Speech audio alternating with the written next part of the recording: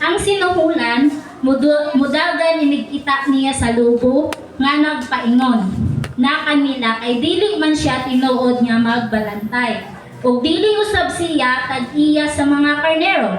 Busa tukbon sa lobo ang mga karnero o pati bulagon. 13. Ang sinuhulan mudagan ug dili magtagad sa mga karnero tungod kay sinuhulan man lamang siya.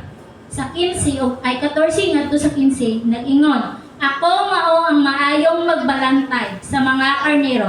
Nakailakan ako sa akong mga karnero ug ang akong mga karnero nakaila kanako. Sama nga ang amahan nakaila kanako ug ako nakaila sa amahan. Ug ako andam sa pagpakamatay alang sa akong mga karnero.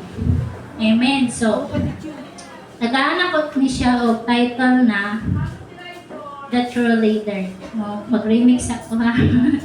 So, The True Leader. So, as a Christian, kabalo tatanan no na Jesus is our shepherd. Tama?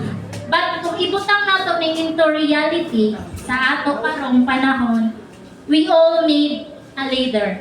Di ba kay dili ba yung perfecto? Naay talent nato na wala sa uban, napoy uban na wala sa atoa. So we need someone na mo-guide sa atoa.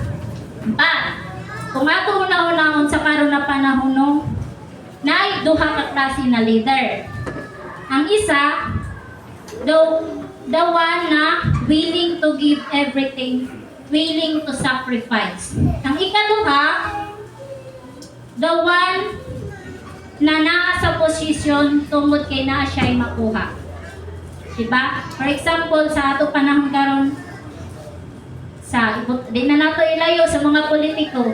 Naa sila sa posisyon tungod kay naa ang uban tungod kay aron naa sila ay makuha. Muna gitawag og mga buaya. Diba? Pero ang isa mo pud nagiingon na the one who is willing to sacrifice. Then the question is, how do we know if he is enough or that's enough? Kung tama pa ba or tama na? So saan na pagkabalo na ang atong leader is tama pa or tama na? Saan na pagkabalo na tama pa ba ang atong gisundan or dili na? So atong makita diri no sa John 10:12 nag-ingon diri ana usahaw na ko pag-usap. Ang sinuhulan mudagan inigkita niya sa lubo nga nagpaingon sa kanila kay dili man siya tinuod nga magbalantay ug dili usab siya tag-iya sa mga karnero. Busa tukbon sa lubo ang mga karnero o pati bulagon. Ang sinuhulan mudagan ug dili magtagad sa mga karnero tungod kay sinuhulan man lang siya. So diha pa lang makita na to nag-ingon diri na number 1 during the problem. So pag-abot sa panahon na naay mo abutay na problema, ang sinuhulan kuno na karnero mudagan. So pag-abot sa panahon niya naay problema, ang leader kuno nato nga laong papakaaron ingno ng isa ka leader, pag-abot sa problema na missing in action. Nag-left the group, nagkunaog dagan, nagpalayo. So, makita pa lamang nato diadaan na ang isa ka leader, kung dili siya matinud-ano na leader sa iyang katawhan, pag-abot sa panahon sa problema, mawagtang. Diba? But, ang isa ka leader, during sa problema, magpuna siya sa paghimo og decision or paghimo og plano aron sulbaron ang problema. Dili mo talikod. Kaduha, dili taniya pasagdan or biyaan. Diba? Then, apan, ang isa ka leader, wala ko na yung paki. Diba? Nag-ingon si Derek, mudagan ang sinuhulan kay dili man daw siya tag-iya.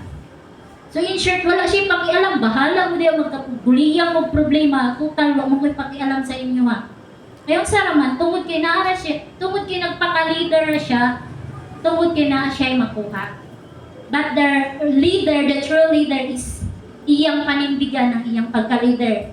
Daong pag-leader si Jesus, di ba? Pakamatian, magpakamatay ko no. So the true leader will sacrifice. Isa nung sa problema nga mo abot, willing siya pag-sacrifice para lang sa kaayuhan sa iyang mga ginsakupan. Then ikatulo na lingon sa dere na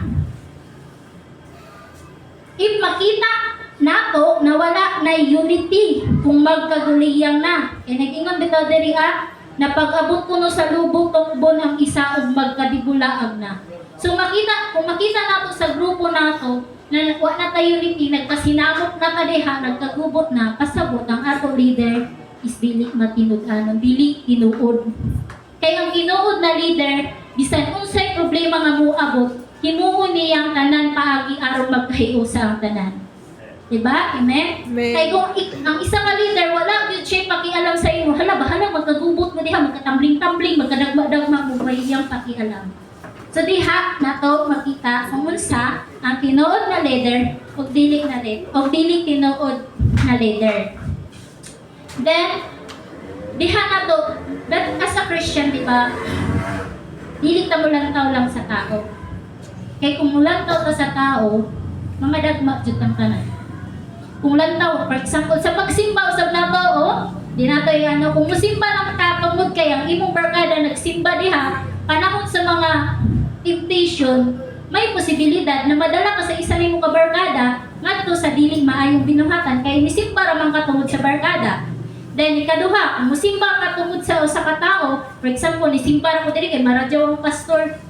What if ang leader ninyo or ang pastor ninyo mabalhin sa lain church or diba, wala man tayo ingon forever ka dyan na kinabuhi, mawala diha, di na po ka masimba kay wala naman siya, di naman siya naadihaan ng kindog. Or kung sabi yung sad na to, misimba lang ko kay nayang crush. Uy, yun ang to na sila. Misimba lang ko kay ang among leader sa'yo, gwapo, wala. Kasi ko yung kinggan. O diba? Yung mas si Buya, nanay, si crush, nanay lain ko yun. Si leader, nanay lain ko. Kanya, heartbroken na ka, di na dahil ka masimba. So, diba? So, diha ka dili ta mulantaw sa usa ka tawo as a Christian. Dapat isentro nato ang atong huna-huna o kasing-kasing ngadto sa Ginoo. Dili lang ta sa leader na naa sa atong atubangan or leader in diri sa kalibutan. Kung dili isentro nato ang atong hanung-hana o kasing-kasing ngadto sa atong tinuod na leader which is Jesus. Amen. Amen. So, lagi nga man ko dire sa instead na, di ba kay tao lang ang atong leader diri sa kalibutan. Siyempre kay naapata diri sa kalibutan tao atong leader, di ba? Dili, instead na, di man ko dato malikaya na as a person na imo abot na magkamali ta kay dili ba yata perfect, no? Pangalan lang ang perfecto sa tao pero ang tao dili jud pwede mahimong perfecto.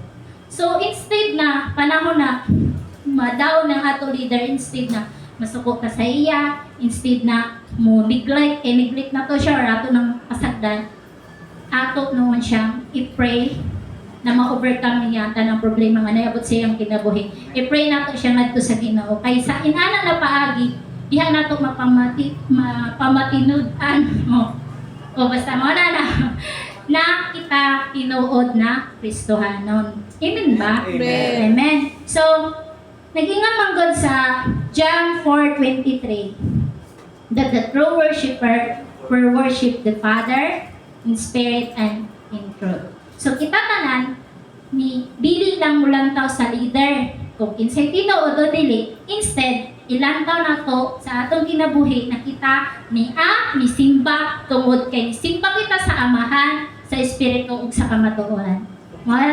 Thank you. Nandoon ibalik sa ating Diyos.